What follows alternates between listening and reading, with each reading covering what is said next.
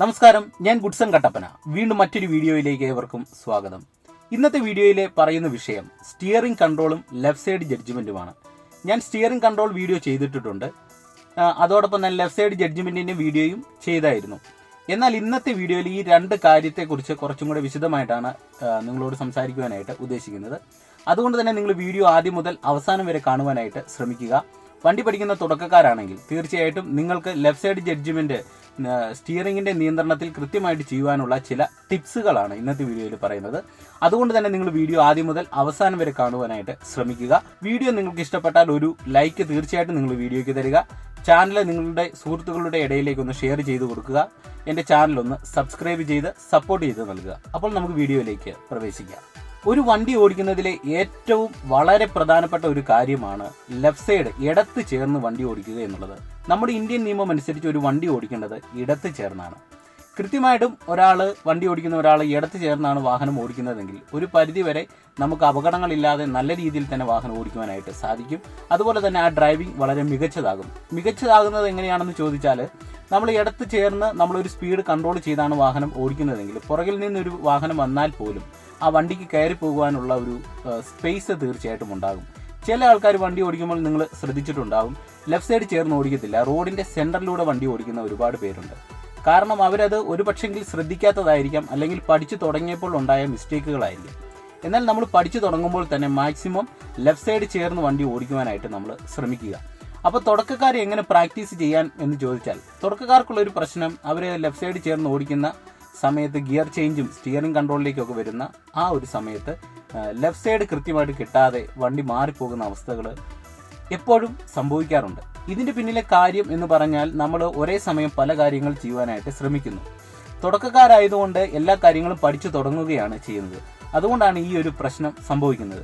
എന്നാൽ ഇതിനൊരു പരിഹാരം നമുക്ക് വളരെ എളുപ്പത്തിൽ തന്നെ കണ്ടെത്തുവാനായിട്ട് സാധിക്കും. നിങ്ങൾ വണ്ടി ഓടിച്ചു തുടങ്ങുന്ന സമയത്ത് ഗിയർ ചേഞ്ച് ചെയ്തൊക്കെ നിങ്ങൾ വണ്ടി ഓടിച്ചു തുടങ്ങുന്ന സമയത്ത് നിങ്ങൾക്ക് ലെഫ്റ്റ് സൈഡ് ജഡ്ജ്മെന്റ് ക്ലിയർ ആയിട്ട് കിട്ടുന്നില്ലെങ്കിൽ നിങ്ങൾ ചെയ്യേണ്ടത് മാക്സിമം ഫസ്റ്റ് ഗിയറിൽ തന്നെ തുടക്കത്തിൽ നിങ്ങൾ ലെഫ്റ്റ് സൈഡ് ചേർന്ന് വണ്ടി ഓടിക്കുവാനായിട്ട് ശ്രമിക്കുക. ഈ ഒരു കാര്യം തുടക്കക്കാർക്ക് വേണ്ടി മാത്രമാണ് പറയുന്നത്. അപ്പോൾ നിങ്ങൾ ലെഫ്റ്റ് സൈഡ് ചേർന്ന് ഫസ്റ്റ് ഗിയറിൽ മാത്രം ശ്രദ്ധ കൊടുത്തുകൊണ്ട് നിങ്ങൾ വണ്ടി ഓടിക്കുക. കുറച്ച് പെട്രോളൊക്കെ ചിലവാകും, പക്ഷെങ്കിൽ നിങ്ങൾക്ക് ലെഫ്റ്റ് സൈഡിന്റെ ഒരു ജഡ്ജ്മെന്റ് നിങ്ങൾക്ക് മനസ്സിലാക്കുവാനായിട്ട് സാധിക്കും. കുറച്ച് ദൂരം നിങ്ങൾ അങ്ങനെ തന്നെ ഓടിക്കുക. കുറേ അധികം ദിവസങ്ങൾ നിങ്ങൾ അങ്ങനെ ഒന്ന് പ്രാക്ടീസ് ചെയ്യുക. അങ്ങനെ പ്രാക്ടീസ് ചെയ്യുന്നതിലൂടെ തുടക്കക്കാർക്ക് ലെഫ്റ്റ് സൈഡ് ഏകദേശം ഒരു ഐഡിയ കിട്ടും. പിന്നീട് നിങ്ങൾ ഓരോ ഗിയറുകൾ ചേഞ്ച് ചെയ്ത് വണ്ടി ഓടിക്കുവാനായിട്ട് ശ്രമിക്കുക. കൂടുതൽ പ്രാധാന്യം സ്റ്റിയറിംഗിന്റെ നിയന്ത്രണത്തിന് കൊടുത്തുകൊണ്ട് തുടക്കത്തിൽ വണ്ടി ഓടിക്കുക. ഗിയർ ചേഞ്ച് രണ്ടാമതായിട്ട് കൊടുക്കുക. അതായത് കുറച്ച് നമ്മളൊന്ന് പ്രാക്ടീസ് ചെയ്ത് കഴിയുമ്പോൾ ഇടത്ത് ചേർന്നാണ് നമ്മൾ വണ്ടി ഓടിക്കുന്നത്, ഒരു ഫസ്റ്റ് ഗിയറിൽ തന്നെ മാത്രം നമ്മൾ വണ്ടി ഓടിച്ച് കുറച്ച് ദൂരം പോയി നമ്മൾക്ക് ലെഫ്റ്റ് സൈഡ് ജഡ്ജ് ചെയ്യുവാനായിട്ട് സാധിക്കുന്നുണ്ട് എന്ന് തോന്നിയാൽ, നമുക്കൊരു ആത്മവിശ്വാസം സ്വയമായിട്ട് വന്നാൽ, പിന്നെ നിങ്ങൾ ചെയ്യേണ്ടത് ഫസ്റ്റ് ഗിയറിൽ നിന്ന് സെക്കൻഡ് ഗിയർ കൊടുത്ത് വണ്ടി ഓടിക്കുക എന്നുള്ളതാണ്.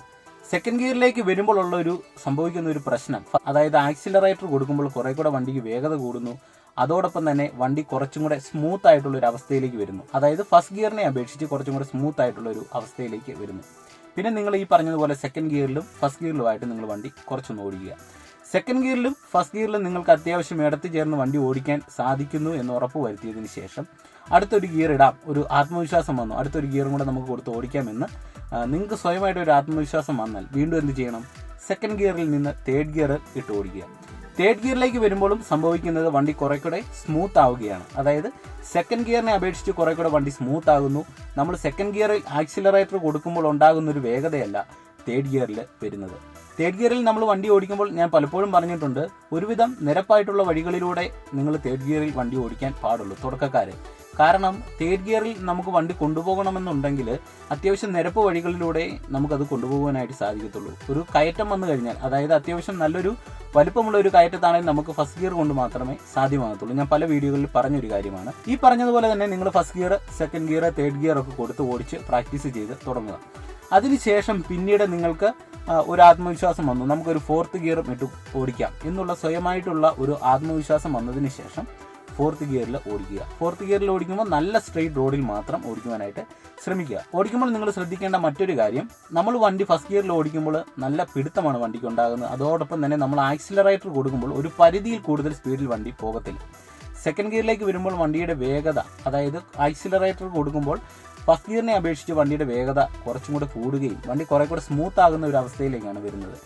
വീണ്ടും നമ്മൾ തേർഡ് ഗിയറിലേക്ക് പോകുമ്പോഴും സംഭവിക്കുന്നത് ഇത് തന്നെയാണ്. വണ്ടി നമ്മൾ ആക്സിലറേറ്റർ കൊടുക്കുമ്പോൾ സെക്കൻഡ് ഗിയറിൽ കൊടുക്കുന്ന ആക്സിലറേറ്റർ ആ ഒരു അളവിൽ തന്നെ നമ്മൾ തേർഡ് ഗിയറിൽ കൊടുക്കുമ്പോൾ വണ്ടിയുടെ വേഗത വീണ്ടും കൂടുകയാണ് ചെയ്യുന്നത്. അതോടൊപ്പം തന്നെ വണ്ടി റോഡിൽ സ്മൂത്ത് ആകുന്ന ഒരു അവസ്ഥയിലേക്ക് വരുന്നു. ഇത് തന്നെയാണ് ഫോർത്ത് ഗിയറിലും സംഭവിക്കുന്നത്. ഓരോ ഗിയറും നമ്മൾ മാറി മുന്നോട്ട് പോകുന്നതിനനുസരിച്ച് നമ്മൾ ഫസ്റ്റ് ഗിയറിൽ കൊടുത്ത ആ ഒരു ആക്സിലറേറ്റർ തന്നെയാണ് ഫോർത്തിലൊക്കെ നമ്മൾ കൊടുക്കുന്നതെങ്കിൽ വണ്ടിയുടെ വേഗതയ്ക്ക് വ്യതിയാനം സംഭവിക്കുകയാണ്. കാരണം ഓൾറെഡി ഫസ്റ്റ് ഗിയറിൽ നിന്ന് ഈ സെക്കൻഡ്, തേർഡ്, ഫോർത്ത് ഒക്കെ വരുമ്പോൾ സ്ട്രെയിറ്റ് റോഡ് വരുന്നു, വണ്ടിക്ക് ഓൾറെഡി റൺ ഉണ്ടാകുന്നു. അപ്പോൾ നമ്മൾ ഫസ്റ്റ് ഗിയറിൽ കൊടുക്കുന്ന അത്ര അളവിലുള്ള ആക്സിലറേറ്റർ കൊടുക്കേണ്ടതായിട്ടില്ല. അപ്പോൾ അങ്ങനെ ഒരു കാര്യം കൂടി ഇതിനകത്ത് ഉണ്ട്. അപ്പോൾ ഈ ഒരു തരത്തിൽ നിങ്ങളൊന്ന് പ്രാക്ടീസ് ചെയ്തു നോക്കുക. തീർച്ചയായിട്ടും നിങ്ങൾക്ക് ലെഫ്റ്റ് സൈഡ് ജഡ്ജ് ചെയ്യുവാനായിട്ട് സാധിക്കും. നമ്മൾ ഏതൊരു കാര്യം തുടക്കത്തിൽ ചെയ്യുമ്പോഴും ഒരുപാട് ബുദ്ധിമുട്ടും കാര്യങ്ങളും നമുക്ക് വരും. ഇത് ഒക്കുന്നുണ്ടോ എന്നുള്ള പ്രശ്നങ്ങൾ വരും. എന്നാൽ നിരന്തരമായിട്ട് നമ്മൾ വണ്ടി ഓടിച്ച് തുടങ്ങുമ്പോൾ നമുക്ക് ഈ കാര്യങ്ങളെല്ലാം സ്വയമായിട്ട് നമുക്ക് വണ്ടിയുടെ നീളവും വീതിയും ഒക്കെ മനസ്സിലാക്കുവാനായിട്ട് സാധിക്കും. അപ്പോൾ തുടക്കത്തിൽ ഇങ്ങനെയുള്ള പ്രശ്നങ്ങൾ എന്തായാലും ഉണ്ടാകും. അത് നിങ്ങൾ മനസ്സിലാക്കുക എന്നുള്ളതേ ഉള്ളൂ. അതിന് ബോണറ്റൊന്നും നോക്കേണ്ട ആവശ്യമില്ല. ലെഫ്റ്റ് സൈഡ് ജഡ്ജ്മെൻറ്റ് എന്നുള്ളത് നമുക്ക് സ്വയമായിട്ട് മനസ്സിലാക്കി എടുക്കേണ്ട ഒരു കാര്യമാണ്. അതിന് നമുക്ക് പ്രത്യേകം അളവും കാര്യങ്ങളും കൊടുത്തുമല്ല ചെയ്യേണ്ടത്. അത് ഞാൻ ഈ വീഡിയോയിൽ പറഞ്ഞിട്ടുള്ളൊരു കാര്യമാണ്. അതുകൊണ്ട് അളവൊന്നും നോക്കാതെ തന്നെ നിങ്ങൾ വണ്ടി ഓടിച്ച് പ്രാക്ടീസ് ചെയ്യുക. പിന്നെ നിങ്ങൾ വണ്ടി പ്രാക്ടീസ് ചെയ്യുമ്പോൾ ഒരുപാട് തിരക്കുള്ള സമയത്തൊന്നും പ്രാക്ടീസ് ചെയ്യാതിരിക്കുക. കൂടുതലും രാവിലെയുള്ള സമയം പ്രാക്ടീസിന് വേണ്ടി തിരഞ്ഞെടുക്കുക. കാരണം വേറൊന്നുമല്ല, ഒരുപാട് വണ്ടി തിരക്കുകൾ ഉണ്ടാകില്ല. കുറെ കൂടെ പഠിക്കുവാനായിട്ട് ഏറ്റവും നല്ലൊരു സമയവും രാവിലെയാണ്. അതുകൊണ്ട് തന്നെ പ്രഭാതത്തിൽ നിങ്ങൾ അതിനുവേണ്ടിയുള്ള ഒരു സമയം കണ്ടെത്തുക. ഒരു എക്സ്പേർട്ട് ആയിട്ടുള്ള ഒരു ഡ്രൈവറെ നിങ്ങളുടെ ഒപ്പം ഉണ്ടായിരിക്കണം. അല്ലാതെ ഒരു കാരണവശാലും നിങ്ങൾ പ്രാക്ടീസിന് റോഡിലേക്ക് ഇറങ്ങുവാൻ പാടില്ല. ലേണേഴ്സിൻ്റെ പേപ്പർ നിങ്ങളുടെ കയ്യിലുണ്ടായിരിക്കണം. അപ്പോൾ ഞാൻ ഈ പറഞ്ഞ രീതിയിൽ നിങ്ങളൊന്ന് പ്രാക്ടീസ് ചെയ്ത് നോക്കുക. തീർച്ചയായിട്ടും നിങ്ങൾക്ക് ഗുണം ചെയ്യുമെന്നാണ് എൻ്റെ ഒരു പ്രതീക്ഷ. നിങ്ങളുടെ ടാലൻറ്റ് മനസ്സിലാക്കി ഓരോ ഗിയറും കൊടുത്ത് നിങ്ങൾ വണ്ടി ഓടിക്കുക. അപ്പോൾ തീർച്ചയായിട്ടും നിങ്ങൾക്ക് ലെഫ്റ്റ് സൈഡ് ജഡ്ജ്മെൻറ്റും സ്റ്റിയറിങ്ങിൻ്റെ നിയന്ത്രണവും നല്ല രീതിയിൽ കിട്ടും. പിന്നെ സ്റ്റിയറിംഗ് നിയന്ത്രിക്കുമ്പോൾ നിങ്ങൾ ശ്രദ്ധിക്കേണ്ട ഒരു കാര്യം, രണ്ട് കൈകൾ നിങ്ങളുടെ സ്റ്റിയറിംഗിൽ കൃത്യമായിട്ടും ഉണ്ടായിരിക്കണം. ഗിയർ ചേഞ്ച് ചെയ്യുന്ന സമയത്ത് ലിവറിലേക്ക് വരിക. തുടക്കക്കാരായതുകൊണ്ട് തന്നെ രണ്ട് കൈകളും കൃത്യമായിട്ട് ഉണ്ടെങ്കിൽ മാത്രമേ നിങ്ങളുടെ ഇഷ്ടാനുസരണം സ്റ്റിയറിംഗിനെ നിയന്ത്രിക്കുവാനായിട്ട് സാധിക്കത്തുള്ളൂ. അപ്പോൾ നിങ്ങൾക്ക് ഈ ചെറിയൊരു വീഡിയോ ഇഷ്ടമാകുമെന്ന് പ്രതീക്ഷിക്കുന്നു. വീഡിയോ ഇഷ്ടപ്പെട്ടാൽ തീർച്ചയായിട്ടും നിങ്ങൾ വീഡിയോയ്ക്ക് ഒരു ലൈക്ക് തരിക.